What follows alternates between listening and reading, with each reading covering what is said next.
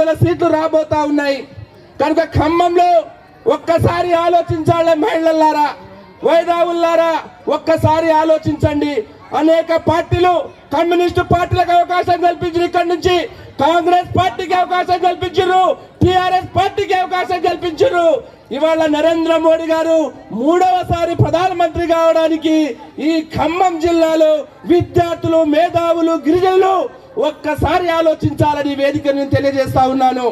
ఎందుకంటే ఇవాళ నరేంద్ర మోడీ గారు ఏం చెప్తే అది చేస్తాడు. ఇవాళ రేవంత్ రెడ్డి లేక 6 గ్యారెంటీల పేరు మోసం చేయలేదు. ఇవాళ నరేంద్ర మోడీ గ్యారెంటీలు ఇవాళ నేను చెప్తాను. ఇవాళ నరేంద్ర మోడీ ఇలా చెప్పడు, చెప్తే తప్పకుండా చేస్తాడు. కానీ ఇవాళ రేవంత్ రెడ్డి గారు అసెంబ్లీ ఎన్నికల్లో అందరూ కూడా కొంతమంది గిరిజనులు కాంగ్రెస్ కు ఓటేశారు ఇక్కడ నుంచి.